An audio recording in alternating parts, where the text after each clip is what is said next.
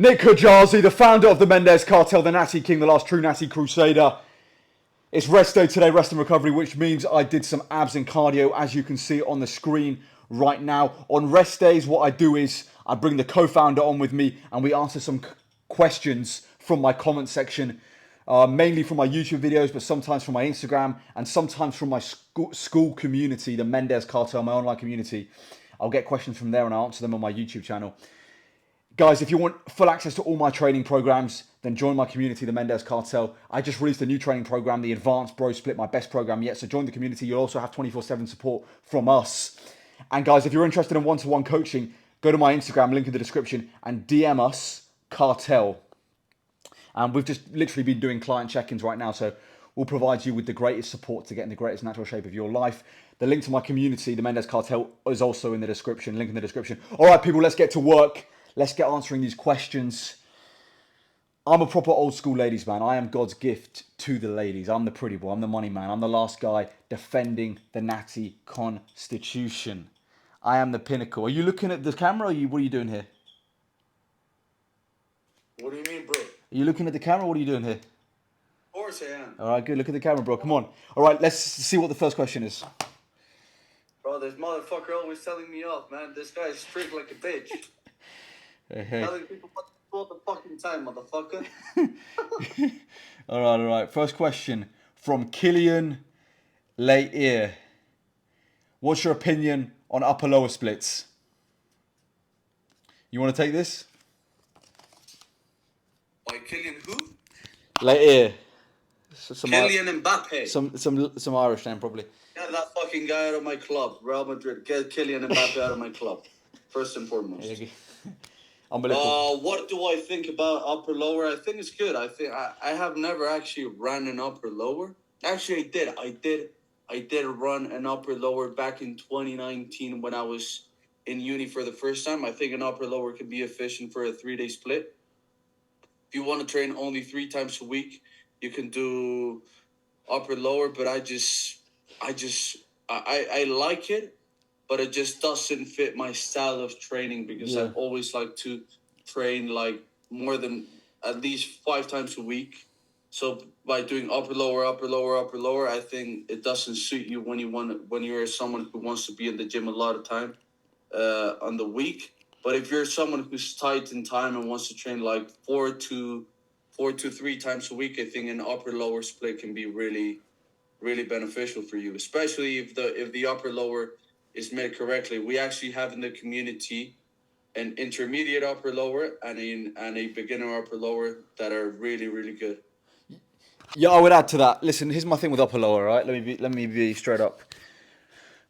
Every split works at the end of the day, okay? So you can do any split. You're going to build muscle if you train with enough intensity, all right? So you don't have to be too specific over the split. But my thing with upper lower is quite simple. If you think about it, you're doing 2 upper sessions a week. So only 2 upper body days a week, upper lower. 2 upper sessions a week.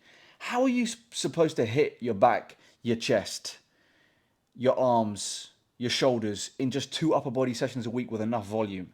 It's very difficult to pack in a lot of volume with only 2 upper sessions. So my thing is with upper lower is it's very difficult to get enough upper body volume in. With lower body, you got 2 lower days. You can easily get enough lower body volume in. But for upper, it's a big squeeze to fit all those exercises into one session. So I'm not a huge fan of upper lower. Listen, if you want to do it, listen, every split works. Okay, it wouldn't be my first choice of split. I think there's better 4-day splits. I would probably do a chest. If I could train 4 days a week, I would probably do chest, back and biceps, shoulders and triceps, and legs. That would probably be my 4-day rotation. If I only had 4 days a week, I wouldn't do an upper lower. But listen, if you want to do upper lower, it works as long as you train with enough intensity. It's going to be tough to pack in those exercises each day, but it's possible. All right, next question from Alex Ralph 5185. When are you cutting, G? The bulk should end soon, surely. I'm cutting probably February. February at the latest, at the absolute latest. Could be earlier, could be late Jan, but at the absolute latest, Feb. Absolute latest. It won't be any later. It won't be a day later than sometime in Feb, probably end of Feb, and that will be it. And then I'm cutting for summer. I'll be cutting for summer. I've got some big strength goals I want to hit left on this bulk. I want to hit a 290 dead, a 210 squat, So yeah, and really hit the 62, 63 kilo dumbbells as well for incline. So still got some strength goals I want to achieve left. I'll be bulking for the rest of winter, but then round Feb, it's cut time. I'm going to get diced, bring my best package, bring my best physique this summer. Anything you want to add on that, bro? What's your game plan in terms of cutting and bulking right now? So yeah, I mentioned in the last rest day that I'm finishing my cut. To be honest, I have to be real with you guys. This cut has been a fucking chore for me. It has been really hard. I had to lose 21 kilos of fat. So I'm currently still cutting, but after you've been cutting for such a long time, like diet fatigue kicks in. So right now I've been kind of in a maintenance phase where I just like, I lose a few kilo, then I hold for like a few months to hold my strength. Then I go a little lower, but I haven't been doing a proper cut and a proper bulk. So my idea right now is just to go on the really low 70s. I want to hit like the 72 kilo mark, 73. I'm gonna look quite decent by that body weight and mainly bulk next year for almost the entire year. A really lean bulk where I can hold my condition and enjoy life. But yeah, this year hasn't been that efficient for me. But I mean, at the end of it, I mean, I have lost 21 kilo, which is a huge mark, and I'm proud of that. Yeah, fair enough. Fair enough. That's a lovely plan. I respect that, bro. You know. I do, I do, bro. Come on, man. I do. All right, all right. Final question. One more question. We only got 3 questions today. One more question. There's only 3 questions that I could find. So, guys, if you've got questions, put them in the comment section. Only 3 questions today. Right, this was actually from the community, and it was a really good question that I thought I'd put it on the YouTube video. This guy's in the community, Rohin Patel. Beautiful question he's got here. Question about cutting. It's quite a long question, so I'm going to read it all out right now. Recently, I've been losing my strength of my incline dumbbell press, which I think is related to my cut. On the 15th of September, when I started my cut, I weighed in at 89.4 kg, and now I'm at 83.4.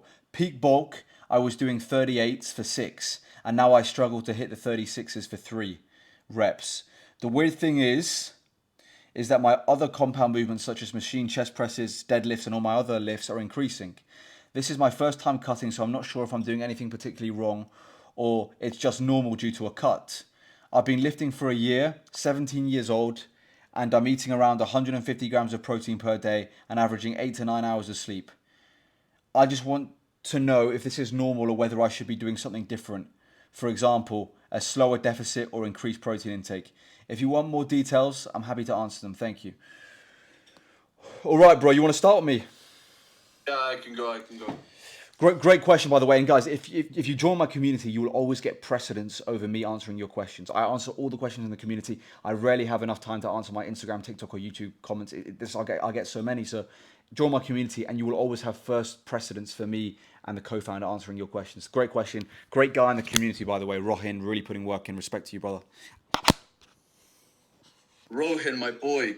So, first of all, thank you very much for being in the community. 17 years old, you're killing it. So, bro, when it comes to a cutting context, the way the body responds is fucking weird. Like it might change from person to person. Like losing strength, first of all, is a completely normal thing. You're always gonna lose strength, but especially when it comes to pressing movements, you'll find yourself in a tricky position because as you lose body weight, you lose a lot of mass in your upper body too. And when it comes to pressing, one of the most important factors is stability. So when you say that you can barely hit the 36s for 3, I think the number one answer is that you've lost weight. You've lost weight in such way that you don't have that stability you used to have when you were peak bulk. So dumbbells are suffering a lot. But when you say that machine chest presses, for example, deadlifts don't suffer as much. Machine chest presses obviously is a movement that is already stabilized, so it might be much easier for a cutting context since, as I just said, when you lose body weight, you lose stability, and therefore you lose strength. And for deadlifts, Deadlifts is not an exercise that suffers significantly. Obviously, every single exercise is gonna suffer across the board, but for deadlifts, it's not that bad. For example, for me, I've been holding my deadlifts strength for a while. But for example, my squat suffers massively, massively. Like on my peak bulk, I was doing 3 plates and a half, and now I can barely do 120 for more than five reps. So there's some exercises that are gonna drop drastically in strength, and there's some exercises that are not gonna decrease that much. But it's totally normal. Once you hop back on a surplus and you eat a little more and you maybe gain a little more of body weight, you'll regain that stability and your strength is gonna come back for sure. Yeah, great answer, bro. Let me add to that. So when we look at your protein intake, 150 grams of protein, that's close to a gram per pound of body weight. I think you said he was eight. How much does he weigh? How much do you weigh? Let me double. Not less. That's less, bro. He's Where 90. you weigh 83.4 kg. You're eating 150. So yeah, you're slightly under when it comes to your protein intake. I would probably up the protein intake about to about 170, 180. You can up it a touch. Throw in another 20, 30 grams of protein. So you're around 170 to 180, just so you get that 1 gram per pound of body weight. So it can never hurt you going too high protein. When it comes to sleep, you're getting 8 to 9 hours, perfect. That's more than enough. 8 to 9 hours. 8 hours is the money. 9 hours, brilliant. You're getting enough sleep, so your recovery in that sense is on point. Like Juan said, bro, there's certain exercises that are very affected when it comes to strength on a cut, like incline dumbbell press. Most pressing movements, most free weight pressing movements, like incline dumbbell press, incline barbell press, like strict military press, like barbell shoulder press, seated dumbbell shoulder press. All these exercises that require a lot of stability are largely affected by when you're cutting. When you're cutting by body weight loss. When you start losing body weight, a lot of these exercises, the squat as well, they're very body weight dependent, and when you lose a lot of when you lose a decent amount of body weight, you're going to lose strength. That's normal. You cannot avoid it. There's nothing you can do. I've been training 7 years now. He's been training 7 years. When we cut, we lose strength. It's normal. It's going to happen, especially when you're natural. So don't worry too much about it. When it comes to lifts like machine presses, like Juan said, you have added stability, so they're not as affected in a cutting context. And the deadlift is not very body weight dependent. I've always experienced in my cuts when my deadlift does not decrease that much in comparison to my pressing or my squats. It doesn't. It decreases a little bit at the very end when I'm really depleted, but for the majority of my cut, I can really maintain good deadlift strength because it's not that body weight dependent.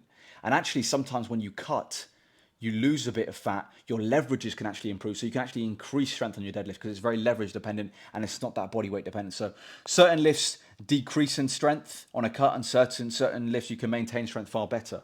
So don't worry too much about it. You seem like you're doing everything right. Only change I'd make, bro, is up your protein and take a touch. But good man, brother. It's an honor to have you in the community. You really want to improve. You really want to grow. Guys, if you want to join the Mendez Cartel, link in the description. Thank you very much for watching this video. If you're interested in one-to-one coaching, DM us Cartel on my Instagram, link in the description. And as always, people, subscribe to this channel. Follow me on Instagram and TikTok. It's a tremendous privilege to be here, to be part of the Cartel.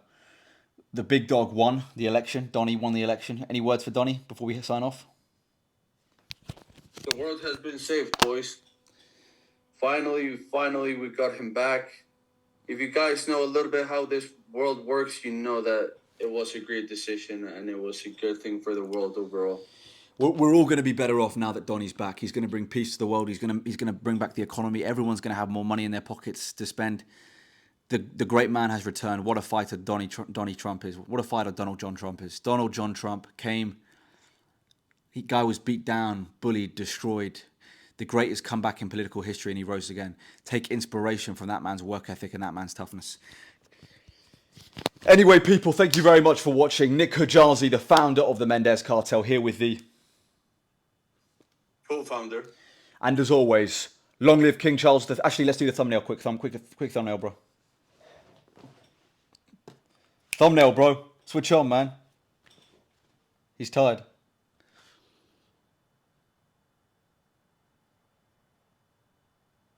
All right, thumbnail done.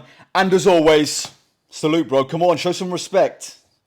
And as always, long live King Charles III, and God bless Sir Winston Churchill.